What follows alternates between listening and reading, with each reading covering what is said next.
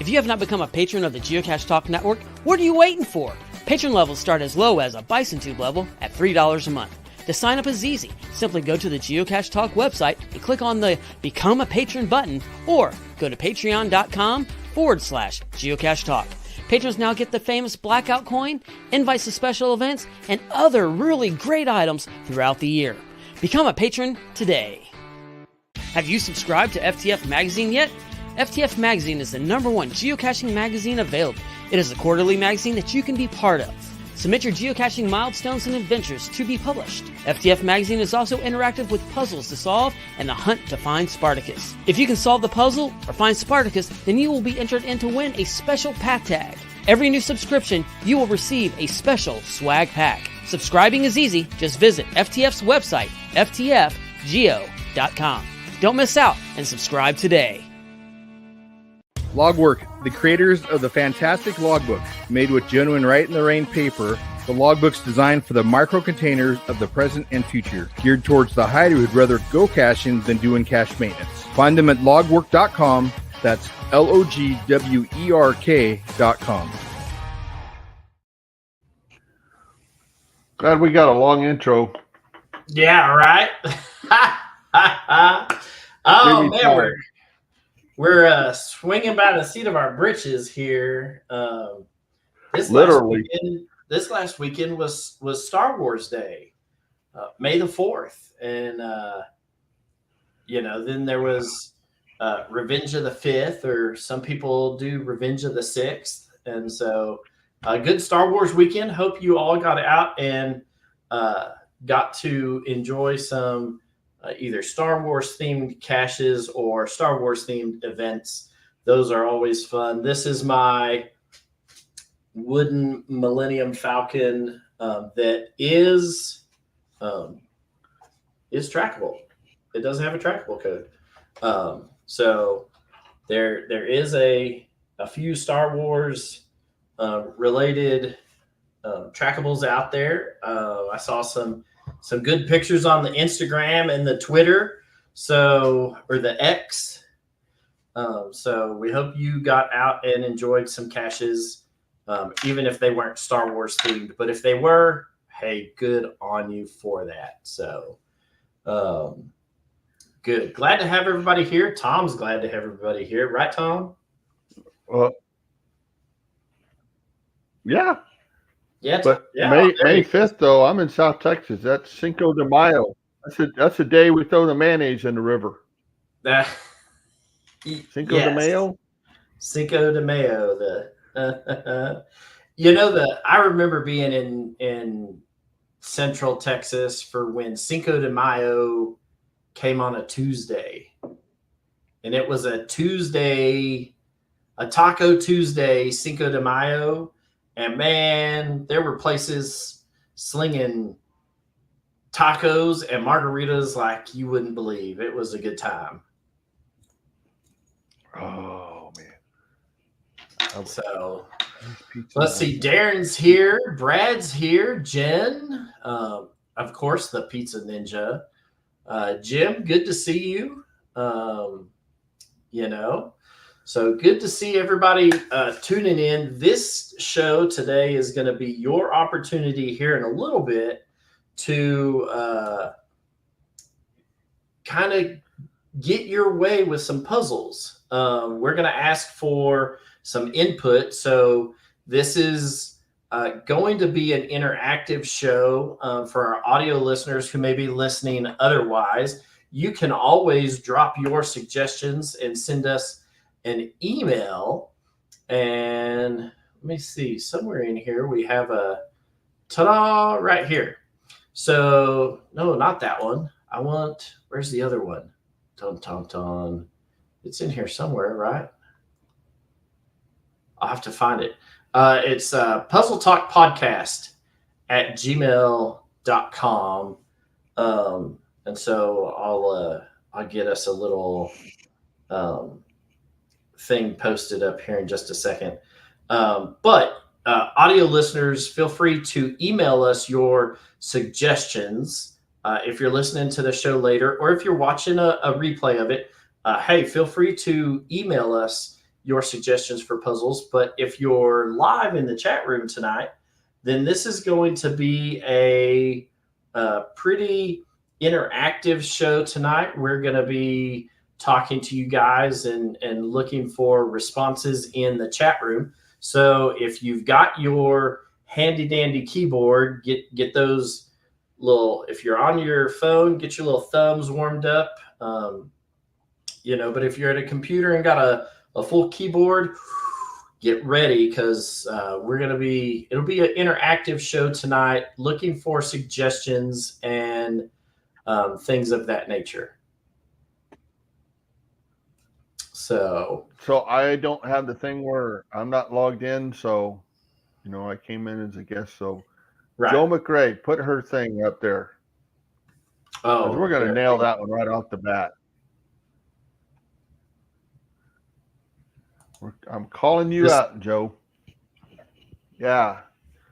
Well, we might do math related, and it might even be hard. But hold on. You say not everyone has puzzle solving. Has puzzle solving. Will want to feel included. Well, here's how you feel included on that. You come down to the lobby where I'll probably sit a bunch. Charles, you might find him out there. I know you're going to find Brad and Jen in there scratching their heads and maybe doing other things too. So you'll get to work with us. If it's going to be anything like last year's,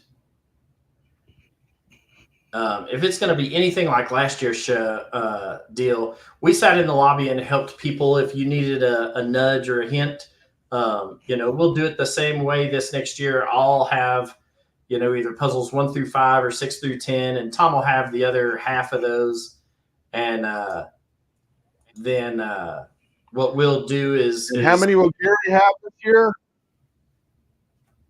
0. But you can always go and ask him for a hint. Feel free to walk by any of the hosts that are on the Geocache Talk Network and ask them for hints that you may not get very far, but they would love to feel included. And so by all means, find somebody. You're easily bribed. Tom is easily bribed. Yes. So we'll be around, and so if you need help with the puzzles, hey, we are here for you, and so we'll be there. So let me get back to this banner I was trying to create. Ooh. Yes. Why don't we have Pizza Ninja night and then have Pizza Ninja bring pizza? Puzzle solving with Pizza Ninja. I think that would be great, especially if he provides the pizza. See, puzzletopodcast@gmail.com. Yeah. Bump. Don't. All right, so that's where you'll send, if you're watching on the replay, or if you're one of our audio listeners, puzzletalkpodcast@gmail.com. That's where you need to send your suggestions, and we will take them into account. Me and Tom will begin creating the puzzles for this here towards, and get them over to Gary and them so that they can get them prepped for the 10 adventure labs that are going to be given to us on the Puzzle Talk crew. So we'll create the puzzles and whatnot, get them over to management, and they'll put them together in the 10-stage adventure labs. So If you're not sure how this works or what we're talking about right now, the 2 previous CacheFest mega events, we have had a couple of adventure labs thrown our way to the Puzzle Boys, and we, have created. We'll create 10 puzzles. Tom will create 5. I will create 5, and then the answer that you get from the puzzle is the answer for that adventure lab stage, right? So you have to solve the puzzle, and that will give you the answer to the adventure lab for whatever puzzle you're working on. There will be 10 of them. There are they'll be scattered right there around where the mega event is occurring, so you can do them from the inside of the building while you're enjoying the air conditioning, because it is Oklahoma and it is in the summer, and so it'll be warm outside and maybe humid, because that part of the country has wet stuff running on the ground, and it could be humid. So just plan on that. If you don't have the greatest puzzle solving skills, that's okay, because once those adventure labs get released, there's going to be a plethora of people working on them in the building there around the mega headquarters. So we'll have tables set up, and you'll be able to get in there and kind of mingle with some other cachers and kind of walk through how to solve the puzzles. In years past, we had the puzzles also printed out on paper and available. I don't want to step on my toes because I don't remember as well, but I believe the paper printouts were available for a small non-denominational fee of dead presidents printed on little green things. So that was to help offset the cost of actually printing said puzzles. And so there will be some paper ones available for a small purchase. If you paid for a package, and that's for people who didn't purchase a package. If you purchased a package, I believe, Jen, you are correct, that either they were in your package or they were available for purchase at package pickup, wherever management decides to hold that. And that was kind of the deal. So you could, get in there and get those solved, and then answer the 10 adventure labs. Tom and I will be around to kind of help guide you. And for those especially at breakfast. That's right. Tom's got to eat. That fat kid's got to eat, man. I'm right there with you. And so the question now becomes, what kind of puzzles do you want to see, knowing that the answer that you get from the puzzle is going to be what you use to answer the adventure lab. So the puzzles are kind of twofold, right? We have puzzles that we're going to create specifically for the event, but they're also the answers to adventure labs. And remember that the adventure lab answers and whatnot have evolved. You don't have to worry about spacing anymore. You don't have to worry about capital letters or but I believe punctuation marks, like if you have a period or a hyphen or an apostrophe, those things still matter. I'll tell you that I'm not going to create a puzzle that has any of that tricky mumbo jumbo in it. It's just going to be whatever the word is. And then in that, so for you guys to kind of get on board, Tom, what theme are we going with for this year? Cowboys and Indians. And hey, you just said you wouldn't do it. I'm not promising that. That's right. Tom is evil like that. I am evil. You just made one puzzle for me. But you literally just put a puzzle in my head. I know what I'm doing for one of them. You know, Tom is going to be that kind of guy for the answers. Charles is not going to be real strict on the answers. Will be straightforward once you solve it. The problem is that Charles historically in the past has made like the hard puzzles out of the group. So, you know, so there is that. So knowing you that made the hard, not the impossible. Gary made the impossible. Yes. We will have no barbecue with the sauce measuring cup one. Yeah. So in that, know that you know, that's how it's going to be. It's Cowboys and Indians themed, and so the answers that you're going to get from puzzles is going to have to somehow be Cowboy and Indian related. And so in that, know that going in, and then think, all right, what kind of puzzle would I get?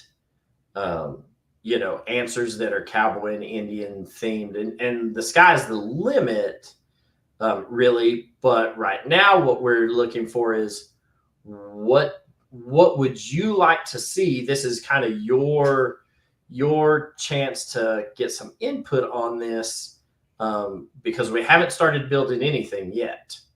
So,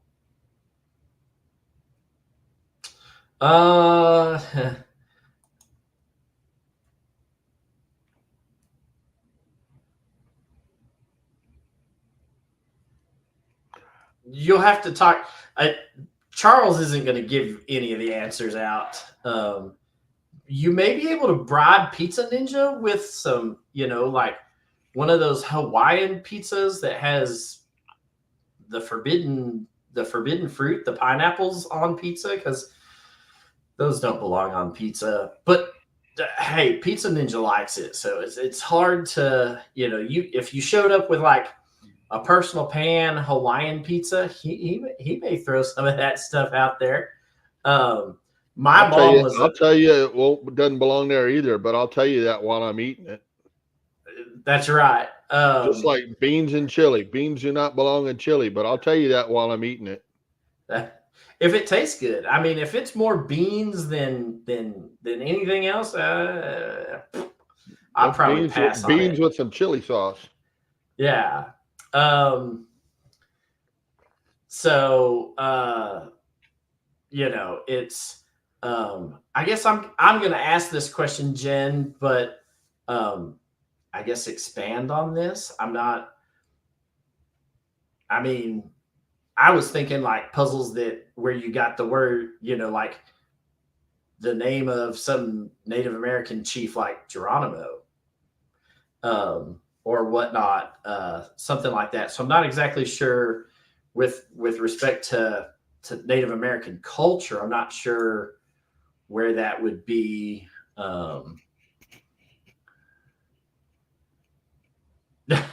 I'm not saying that pineapple's not good on pizza. I'm just saying it doesn't belong there. The only time that sweet and savory belong in the same like bowl or dish is at Thanksgiving when I eat cranberry sauce with my turkey. You know. And I know that I'm in the far minority. My wife tells me that I'm wrong on that. She likes the Hawaiian pizza. You know, so, you know. But I would try this. I would try that, Jim. Pickled pineapples, I would be down for that. I would try it. I mean, I had pickled moonshine not long ago, and it actually wasn't bad. So, you know.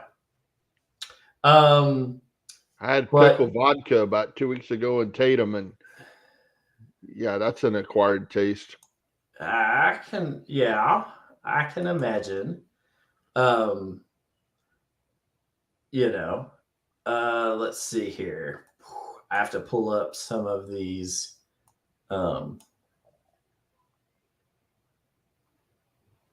Oklahoma caches that I have found. Do search this area.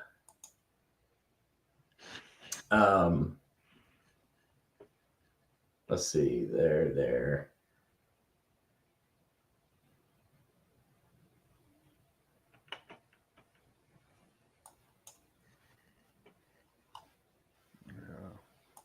Might as well look and see what I found too. I found plenty of Oklahoma puzzles, but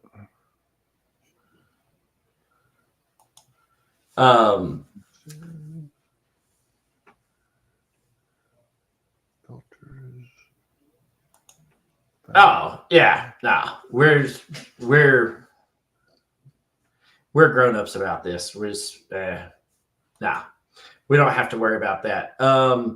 But if you do like some good Native American history, there is I say not far from it's. Look, distance is a relative term. When you live and have geocached in all 254 counties in the state of Texas, distance is at relative. But this geocache, which is GC3B0D,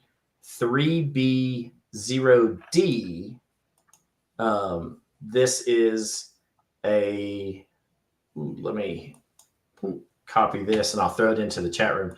This is a good geocache to go out and see if you are in the area.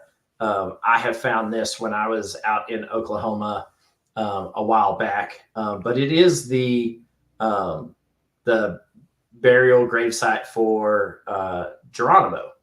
So, there's a good long bit of Native American history that is in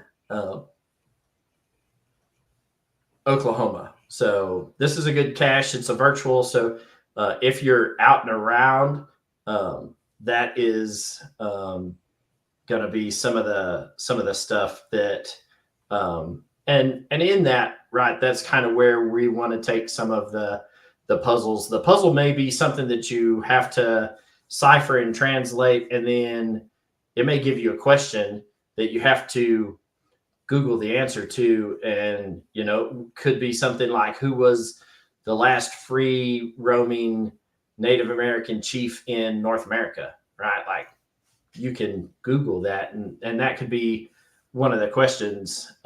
So it's it'll be something along those lines. So, no worries about some of that. We'll keep it appropriate.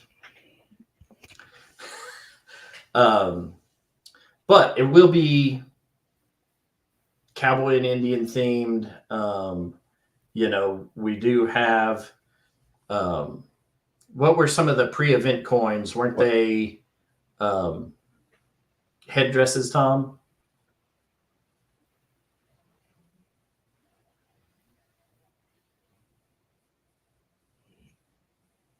Tom Bueller. Man, breaking up on my end. Yeah, You're breaking up on my end. Yeah, we can see you getting froze up. It's all right. You're breaking up. No, I'm not breaking up. Yeah. And it's messed up. I'm going to get out and come back in. Right. Feathers. So we'll let Tom jump out and hop back in. So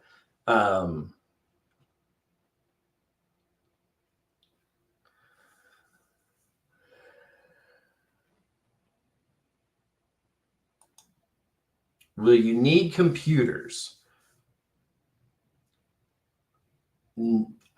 I'm not going to say no. I'm going to say that most of the caches that we created in most of the puzzles that we've created in the last two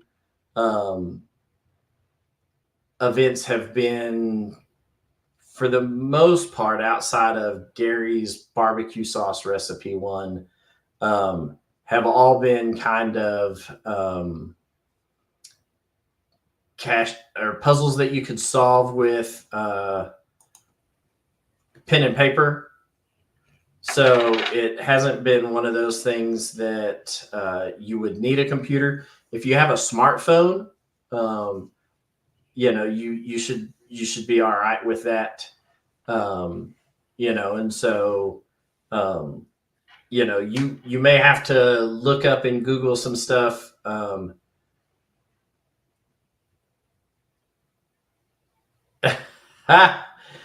Yes. So there was some, we have learned from, this is great, Jen. Thanks. You needed scissors. That's kind of the way some of these things go. We try to keep you on your toes a little bit. I'm not going to say that you won't need a tot to complete some of this stuff. But it's just one of those things. You shouldn't need a computer outside of, if what you have, ciphered out, a computer would help.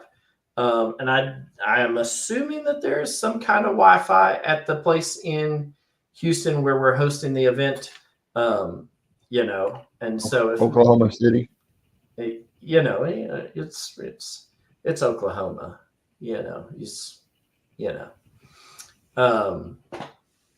so it's that's there. And so depending on how complex some of the puzzles are, you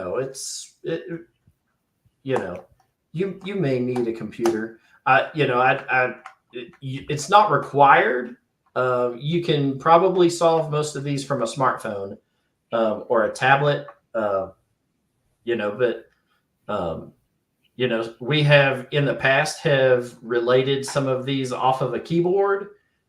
So you've seen keyboard puzzles out there and whatnot. So, being able to look up and reference stuff. But if you look at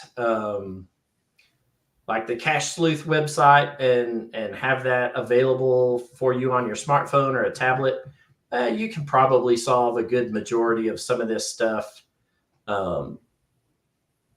without needing a full-blown computer. But there are going to be plenty of people there with laptops, and there are going to be people there working on this stuff. I'll have my laptop there and whatnot. So, if somebody needed to use a computer and whatnot, be forewarned.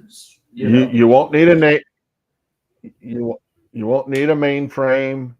You won't need to call NASA or.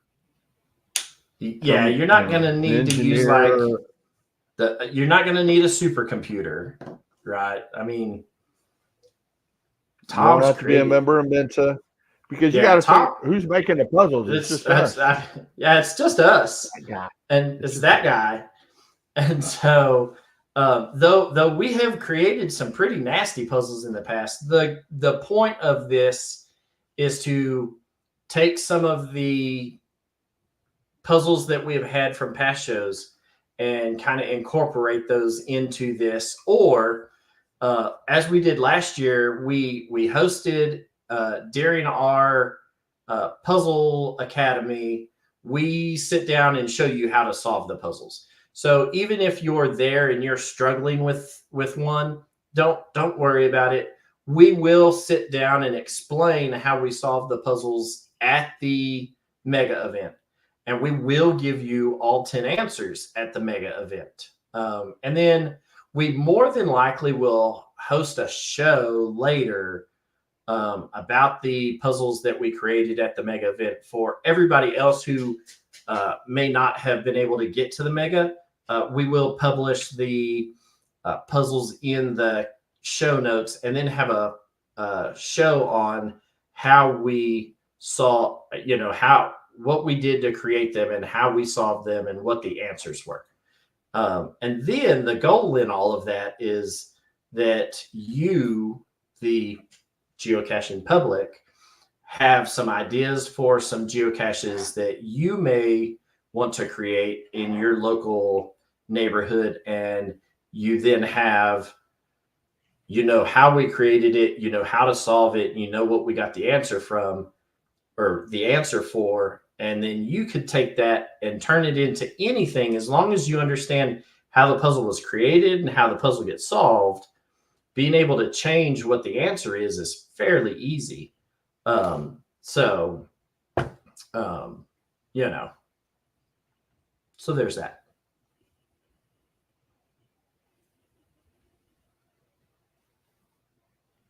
You ready to start quizzing them? I guess we're ready. Go for it. Question number 1. Let's quiz them.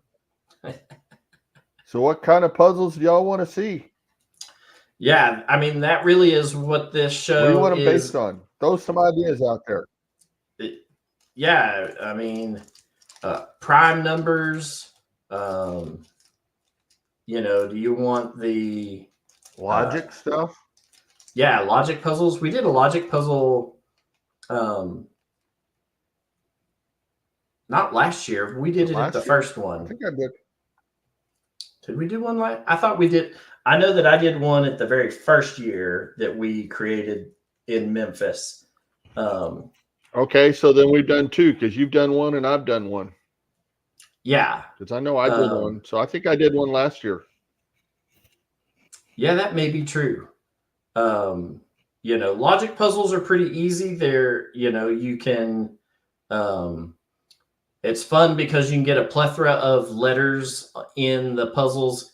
You can have a plethora of different types of questions asked. And it's something that, you can sit down and solve pretty easily, as long as you've got some time and a pencil and time to run back through some of this stuff. So crossword puzzle.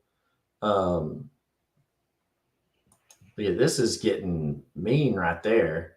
Digital roots.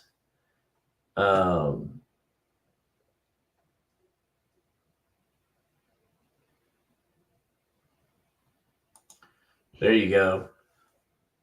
So here we go. Like physical puzzles that you have to manipulate, like the printed puzzle with the scissors. Something like a Skytail would be cool. I'm gonna have to look at that. Here's another one, a Sudoku puzzle. Let me tell you, I found some cool Sudoku style puzzles when I was in Japan. And those were some super fun puzzles that I did there, and whatnot. So we could probably pull some Sudoku. Make like a 6-digit code you need from it. Yeah, it's, oh, I like that. I'm not going to lie. I had to,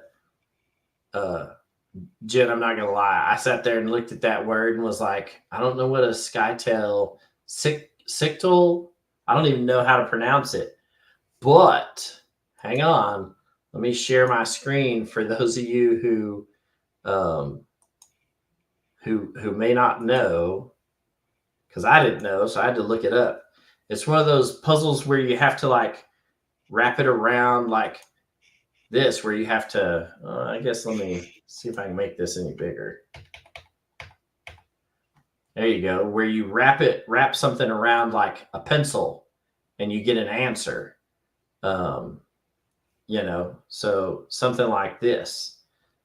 That's actually, I've actually done one of those out in the wild that had, that was on like a measuring tape for that. My mom used to do when she was, when she was making our own clothes for us. So you had those, little yard long, soft measuring tapes.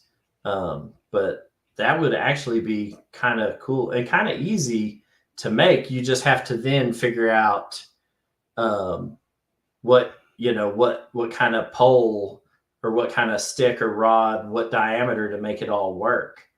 That's actually, I kind of like that. I may have to look into this because I actually like this idea. It actually looks really fun. So, tell somebody they're going to have to, I could just see somebody doing one of these and then using like this, where they use like a toilet paper roll. And all of a sudden I could just see, the event center where we're hosting the event, just all of a sudden has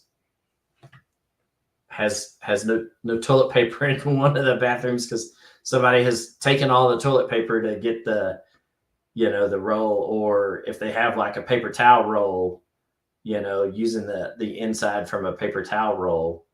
I actually kind of like this. I like, yeah.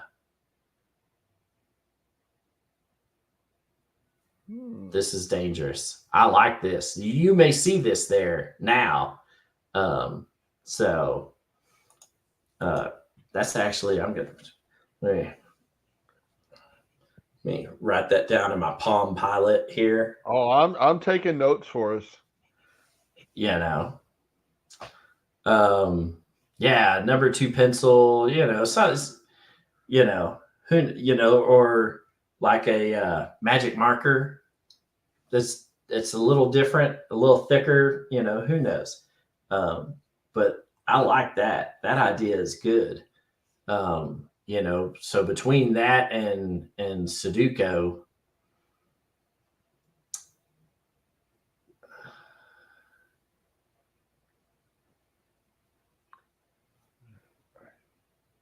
oh yeah, see Jim, that's a good idea right there. So Jim says that he's seen the tape with code and then 3 different poles, each with a different thickness and diameter. So the solver has to choose the correct pole of the ones given to manipulate it and get the the correct answer from it.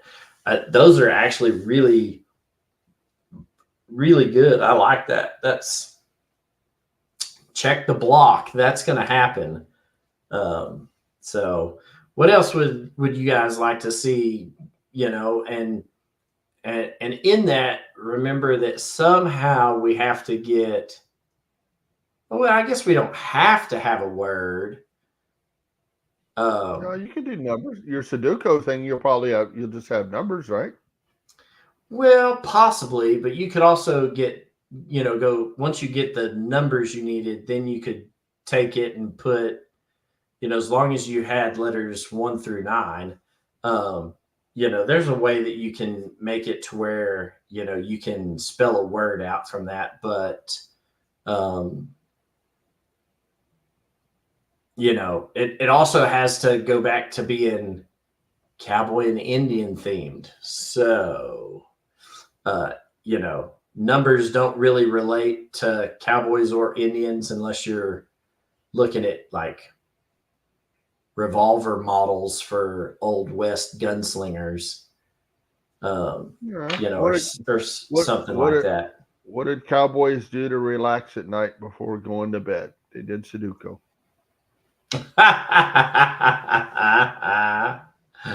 Oh. Jen said we couldn't appropriate Indian culture. She didn't say anything about the cowboys. We can mess with them. That's right. Oh, that's too funny. Oh,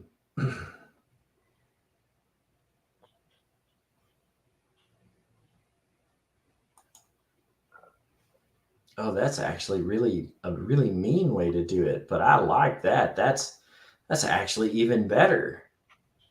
Okay. I'm still stuck on whatever this is.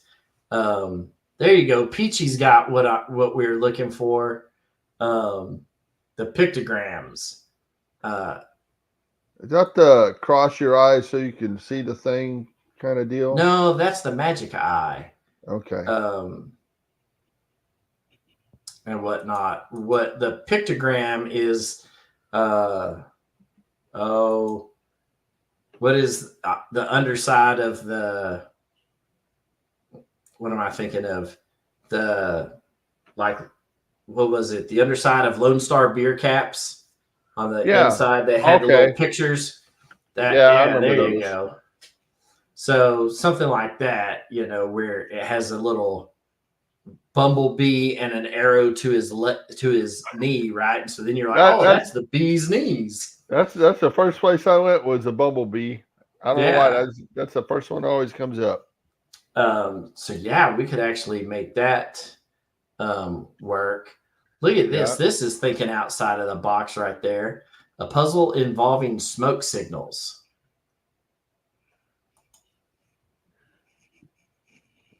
I thought of that and I left it behind.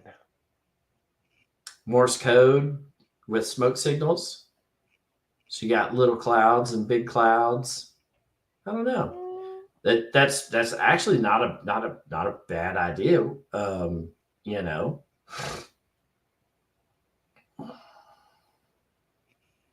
Here you go. So Lori's got one right here. She did a field puzzle that had a QR code. And then once you scan it, questions popped up. Then she had to research the cache mentioned to find the answer, which was multiple choice to come up with the final chords. So, that could be a good one.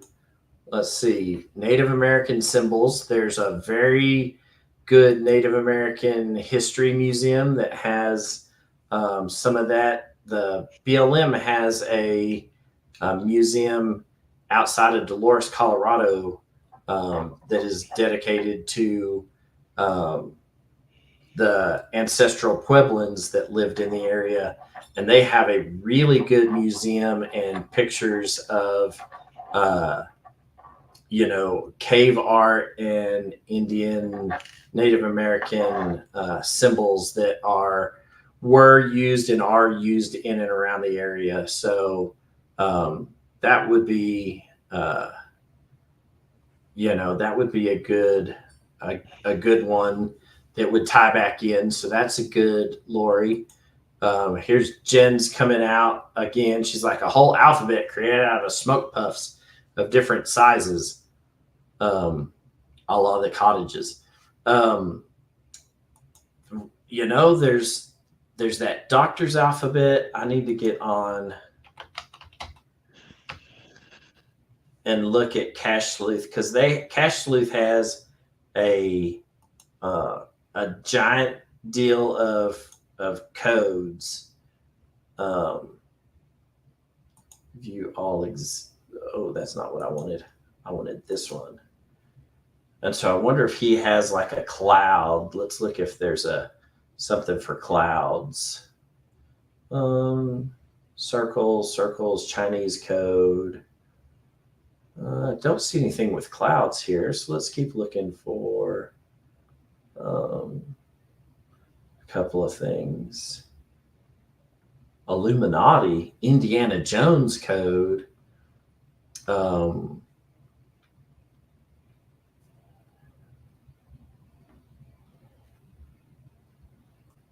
Ching hexagrams. There's all kinds of crazy stuff on Cache Sleuth's website. So if you don't use Cache Sleuth's little code section of his website, and you don't use that as a resource, there it is in the chat room. It's cachesleuth.com/codes. That thing is kind of ridiculous, and has, if you open up a cache page and it has some crazy font or some crazy text that you don't know what it is, I just get in here and kind of go down and see if you can't come across it, because he's got a plethora and is always adding to it. And in that, like, Cache Sleuth is like a real cacher and has a bunch of caches in the Oklahoma City area. So I did one of his caches that was down by the federal building that got bombed, and the memorial that's right there. Really good caches. So if you're looking for some really good caches to do some nice puzzles while you're in the area, look up Cache Sleuth's account, find his caches. You can't go wrong with any of that. There you go. There's a Pony Express. Maybe we can turn this into a letterbox hybrid. Come on, Tom. That was funny, man. Killing me, brother. Yeah. I'm sorry. I was reading stuff. I'm not going to tell you where I'm looking, but exactly where I was looking. And I was on Amming a lot. So just, you might need that. There you go. But there's a thing on here that has phrases, and it's like, this gentleman will pay for everything, get well soon, call the police, all this stuff. But the last one in this list, and they don't have this translated for the language I'm looking at, but I'm just cracking up. My hovercraft is full of eels. I might have to make a cache out of that, a real cache. Pizza Ninja, good call. For Cowboys themed Garth Brooks songs. You can't get much more Oklahoma than Garth Brooks. I mean, he was born in Tulsa, so that's right up the road. That's not bad. I was waiting for this one, Melanie. Thank you. The Navajo language. I mean, we pretty much won the war in the Pacific Theater during World War II because of the Navajo code talkers. The code talkers, yep. I've done one of those caches. I have too. I've been to the code talker memorial that is on the Indian reservation in Arizona. And let me tell you, that is from somebody who's been to a combat zone and done some of that stuff, going and seeing the memorial that the Navajo Nation has created for the Navajo code talkers is really a spectacular thing. So you may very well see some Navajo or other Native American language in a puzzle there or abouts. So here you go for the Cowboy side. Oh, go ahead, Tom. Well, I was just thinking, the English broke the Enigma machine, which was a very complex German thing, but I don't believe anybody ever broke the Navajo code stuff. I mean, no, and the Japanese tried really hard. They were doing all kinds of things, and it didn't even dawn on them that this may just be a real language in real life that is just being spoken. They actually thought that it was some type of code and were trying to crack it as it being a code. And it wasn't, it just was a plain text language. It just wasn't a plain text language they were used to. So,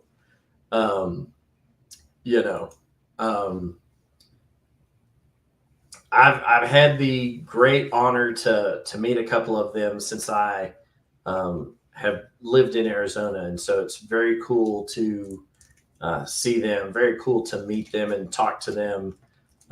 They've been, wonderful group of men, and the memorial that they have for them out in Arizona at the Hole in the Rock, where the Navajo Nation's headquarters is really cool. So if you get a chance to get out towards the Four Corners area of Arizona, New Mexico, Colorado, and Utah, it is worth driving down to look at some of the other virtual caches that are on the reservations. It's very cool sight to see.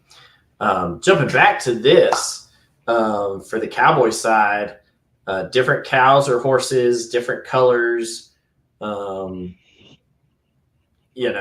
other thing that I was thinking of, Lori, when I first read that was in almost every Western museum that's based on Western culture or cowboys or something of that nature, you almost always see different types of barbed wire.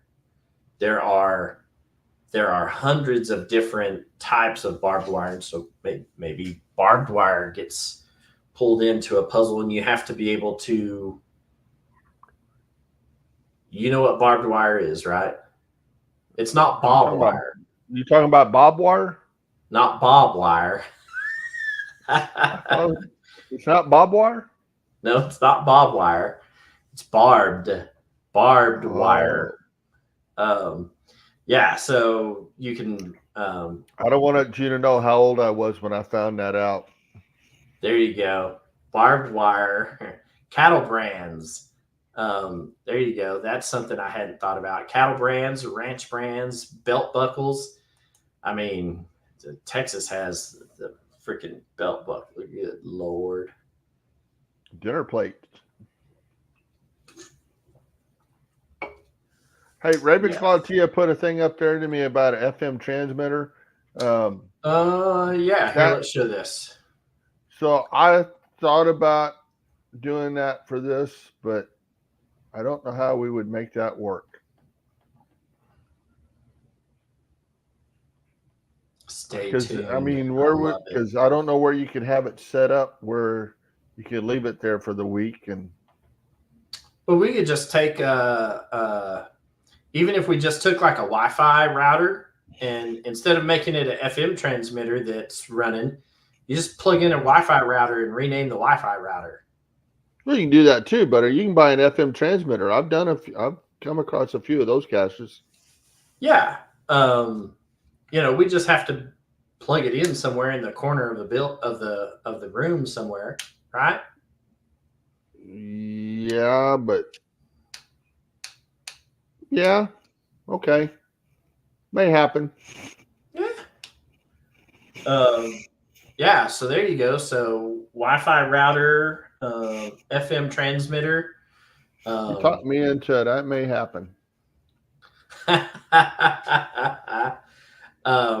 Could you imagine the Wi-Fi router and that gave, or FM transmitter that gave it to you like this in the Navajo language? Oh my gosh, I don't want to butcher their language. No. There are some. I'll have to find them, but last time I looked, there was a online resource that would, if the word existed in the Navajo language, would so you type in what you're looking for, it tells you what words are in there, and then it will give you somebody who has spoken and had all of the words recorded, right? So it kind of sounds like a bad version of Siri, talking, but it is, and they did it to try to get young Native Americans who didn't know the language. It was a way that they started teaching them Navajo, for the schools on the reservation. So, that could be. I'll have to see if I can come across it and get you a link for it. Branding irons, ranch brands are something kind of crazy. And if there's going to be a state outside of Texas that has a bunch of cattle brands and whatnot registered in it, it's going to be Oklahoma.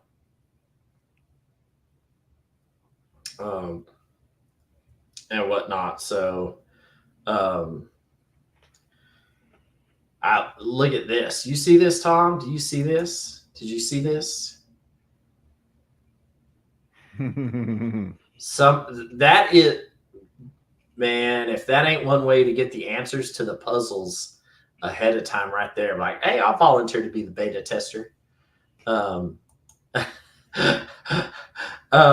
You'll find where Tom's mistakes are then before everybody else does. I don't make mistakes. I make unintended red herrings. That's right. Oh, well, I mean, it's so, and all of these are all for an adventure lab, right? So, there are, but there aren't really stats for the adventure lab. So it's not like there is, a log sheet to sign. Though, did we in the past, Tom, didn't we make like something for the first 10 people to complete all of the adventure labs? We had some prizes of some sort. Yeah, we had something created for those who were the first ones to get it done. So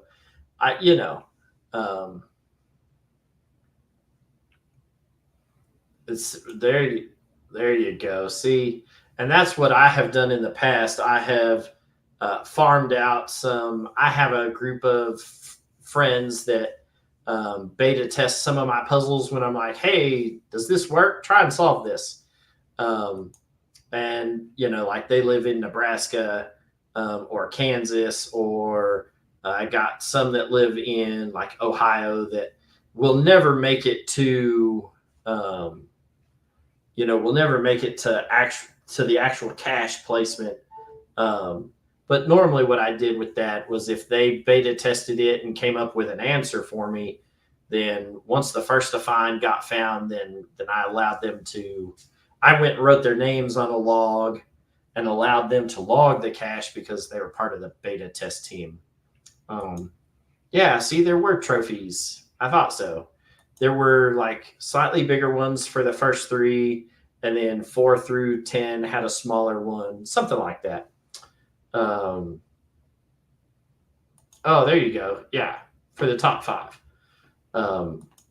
So there's something like that, and that will probably continue this year. I may try and do something neat for that. I've still got some time. If you didn't go to GeoCoinFest in Florida, I hand poured and handmade some geocoins, and then hand stamped the trackable number into the backside of them.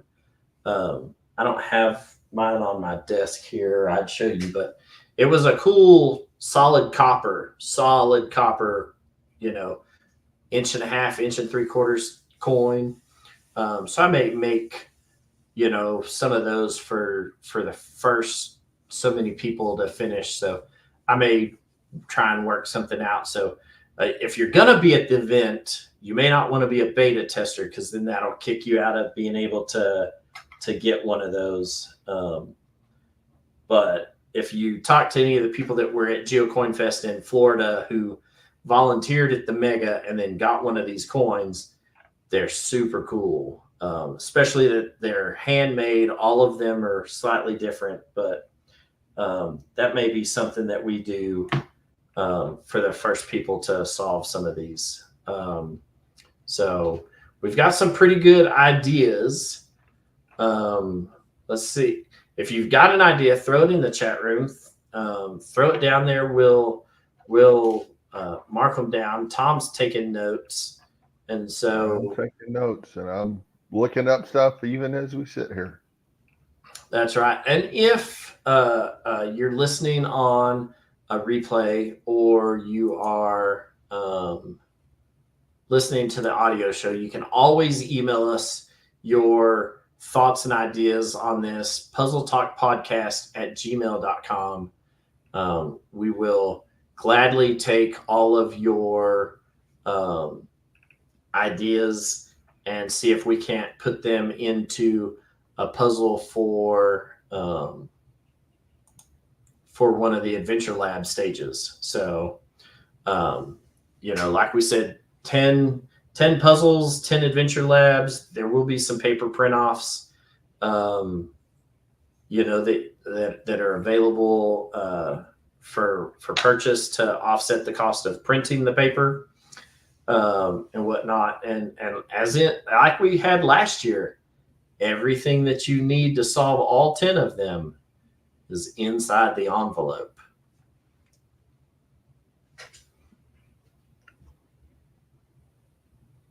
If you don't know what that means, ask somebody. You weren't there.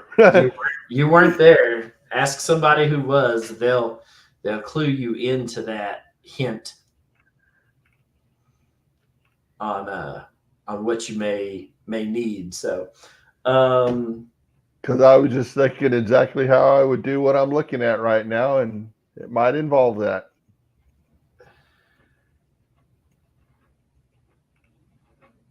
The phone nonsense.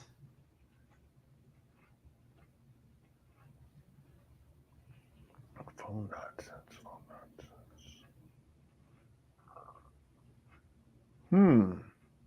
Oh, I don't know, but that just gave me another idea. I don't know what she's talking about. I wonder if she's talking about the one for the puzzle that we used for the key, where ye old phone numbers. Oh, the one that was like the 2-digit code, and then for the exchange, like 34 was diamond something. I remember that one because that was my mom's. Diamond 11874. Yeah, that's the one she's talking about. She's not talking about the one that I hid for the key for the vault. That was one of my puzzles. Yeah, that was one of yours, is what she's talking about. Mine was you solved the puzzle and it ended up giving you a 10-digit number, and that's all it gave you. And so you would assume that is the last 5 of the east and north and west coordinates to get you somewhere. Because in the puzzle I said assume, north this and west this. And so then you got 10 numbers, and most people assume that it was the final coordinates, and it wasn't. It was a phone number, and I had a Google number set up. And if you did the Google number right, then you answered. And I had a buddy of mine from France record me a message and send me a voice file for it because it was hidden in Louisiana. In Louisiana, they speak French Cajun. And so I had a phone number that you had to call, and it would give you the answer in French. And then you had to translate the French to English, and then you would know where to go. But it was that was a fun thing. Wait, Laura, you got a key. Where did you get a key at? I'm curious now. Where I haven't been following the key group. I guess I need to, maybe. I haven't been following it real closely, but absolutely, congratulations. We didn't get the hide keys. Yeah, they didn't. They don't trust me this year, I guess. I've been knocked down on my totem pole. Well, you do know the guy at the bottom of the totem pole is the most important. Yeah, he's holding the whole thing up. So the phrase "low man on the totem pole" is like totally wrong. Let's see. Yep, there's nothing for Indian. There's nothing for Native American. I was looking for some pre-existing stuff. There's nothing for Navajo on here that I was looking for. Yeah, Charles did the one with the pennies. I remember that one. Yeah. I did one with pennies.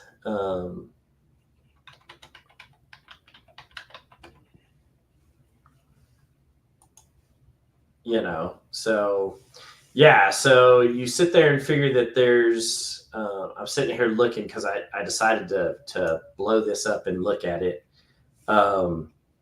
There are Cheyenne, Arapaho, Native Americans, Caddo, Wichita, Chickasaw, Choctaw, Creek, Cherokee, Osage, Pawnee, Sac and Fox, Kickapoo, Iowa, Kiowa, Comanche, and Apache there around the Fort Sill area. So there are, though we talk a lot about the Navajo Code Talkers, you may see something that references some of these. So we'll just share a screen real quick just to give y'all a look at this. There, you may see something that has to do with something like this, and then this is a blow up of the top northeast corner of the state. So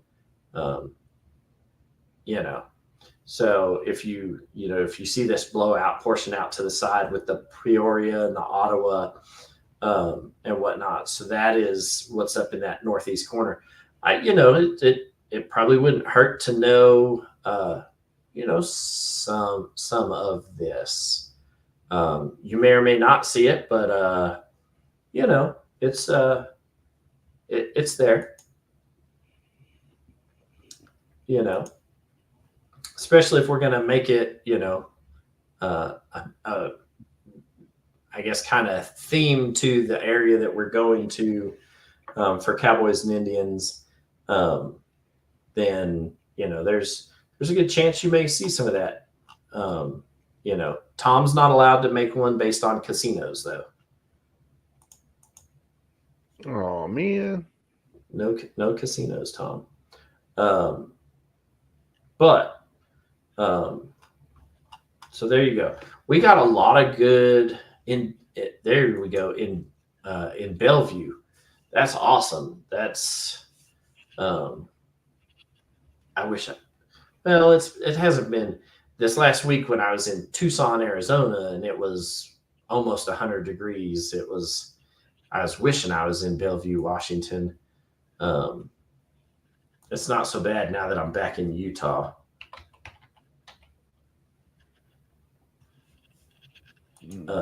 But yeah, it was hot last week. So you said you've been on the road for a while. Do you get to stay home for a little bit? I'm at home this week and next week, and then potentially back down in Phoenix for some time. But I've got some graduations to go to up in Wyoming. Some of the girls that I used to coach in gymnastics when they were third and fourth graders are graduating this year. That's kind of crazy to think about, but I'm going to go up there and support them in their graduation from high school and, moving on to bigger and better things in life. So, see, 88 degrees in Phoenix. You're like, no, that's not.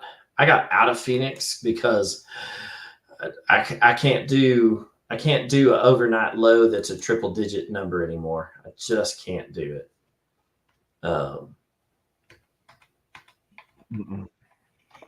Yeah. So, all right. I'm home until head to Arizona, but got my light reading material. Yeah, that does not look like light reading material. Compared to the one I had to read before that, it is. That thing was that was a thick stack of papers there, buddy. Yep.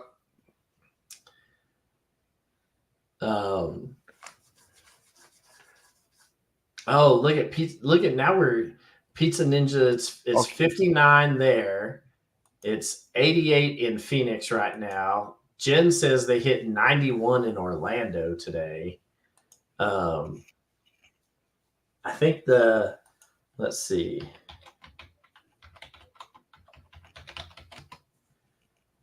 It is currently, it was a high of 79 degrees in St. George, Utah today, over that low of 49.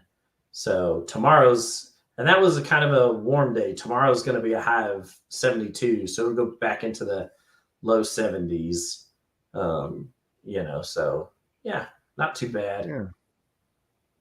82 where I'm at. It was 91. It'll get down to 73.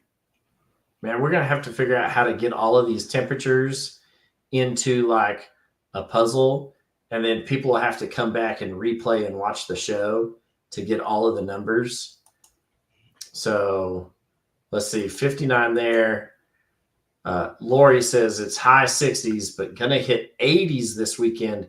Let me tell you, y'all are going to be dying up there in the I was born in Tacoma, and so and I spent some time there when I was in the Army at Joint Base Lewis McChord, or what is now Joint Base Lewis McChord. And so I can tell you, you get too warm, and that it gets humid and muggy. Is that one of them places where the temperature and the humidity are the same number? Yeah, it looks like Judy's going to be in that place. Central Arkansas is 90. There you go. Melanie's like, Quebec City's 52. We're chilling up here. That's where I'd like to be. Look at Darren. Darren's like, look, it's a roasty 84 here. We're on the downhill slide. Like, he's like, hey, we're so. Isn't he supposed to be heading for winter? We're heading for summer, so he should be heading for winter. Yeah. It's is it fall there still?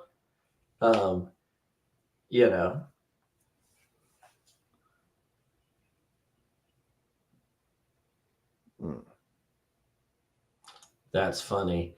That's the missing zebra that escaped from.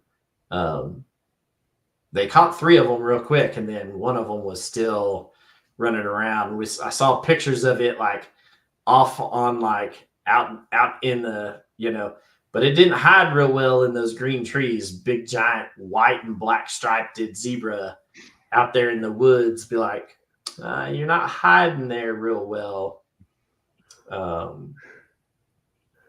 Okay, Darren's he's not doing a good job of selling a visit to Australia. Yeah. Oh yeah. So, yeah, there you go. 90s today, feels like 100 in Arkansas. So,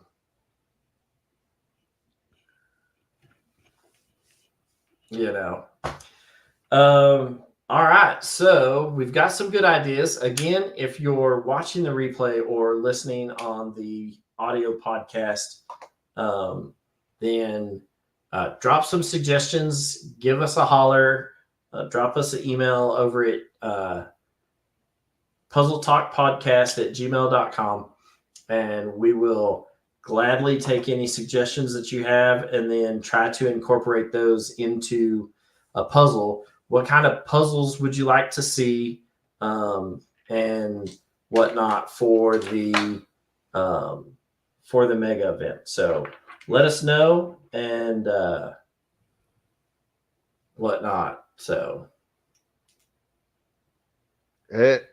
just to throw this out there, be thinking of next year too, because I'm definitely going next year. Yeah, so next year's, I guess that cat has been out of the bag for a while. Next year's is going to be in Honolulu, Hawaii. And so if you haven't ever been to Hawaii, my wife finally got me to Hawaii. I've never been. Earlier this year for like, she went to college there, right? Like she lived on the Big Island for like 3.5 years. And so the entirety of our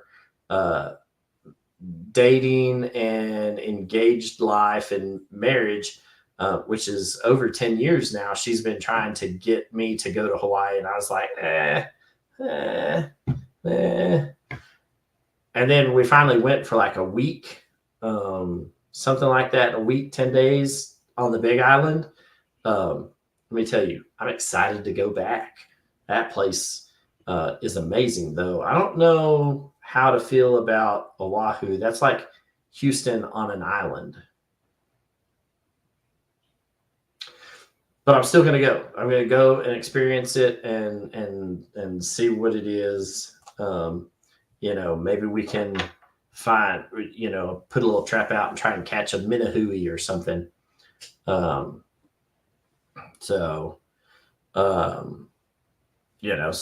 Yeah. Always keep in mind that next year's CacheFest is in Hawaii. And if you have never been to Hawaii, it is worth the trip. Start planning now. I have started my weekend regimen of eating ramen noodles so that I can afford a plane ticket back out there. But it ought to be a great time. So if you are able, it will be a good time. It is going to be the first, last, and probably last and probably only mega event to ever be hosted in Hawaii. So will be an extremely cool experience. So, Oh, there you go. There's something that's thinking outside the box, Gary. I like that. Rogers and Hammerstein's Oklahoma. That is, Tom, write that down. We need to investigate this.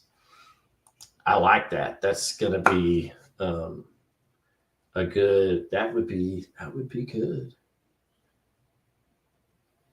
So, all right, that's all I got. I think we got enough there to make our 10. I think so. But that doesn't mean that audio or replay watchers are going to be ruled out. Send us that email. And if it's better than some crazy thing that Pizza Ninja suggested earlier in the show, then by all means, we'll bump him and you're in. And like Lynn. That's right. That's how it rolls around here. With extra butter. That's right. All right, so we're out of here. We hope you guys enjoyed the show. And we look forward to seeing you at CacheFest in Oklahoma. So if you're going to be there, hey, you'll see some of these ideas come back to the surface. And so at some level, you look at them and be like, oh, I remember that. And so, don't fret on it. And if you're struggling when you get to the, when we get to the puzzles, don't worry. We're here to help. So, hit me and Tom up, if you got some good local made root beer or non-root beer, we're always down to share a drink with you and help you solve some puzzles. And if you can't be there, be a phone a friend for somebody who is. That's right. I mean, there's nothing wrong with, somebody taking some pictures of these and I don't want to say farming them out. If you're going to be the phone a friend for somebody, hey, that sometimes is the best resource that you can be for somebody. So if you've got some friends that are attending and you want to be able to partake as well in some of the festivities, being a phone a friend is an awesome way to join in, even though you can't be there physically. You can still be a part of the excitement by being somebody's phone a friend resource. So let's see, somewhere there is a closing. So, all right, y'all, we hope to see you in Oklahoma. And if you can't make it, hey, we understand, no big deal. We hope you guys got to enjoy Star Wars Day this weekend. And until next time, may the Force be with you.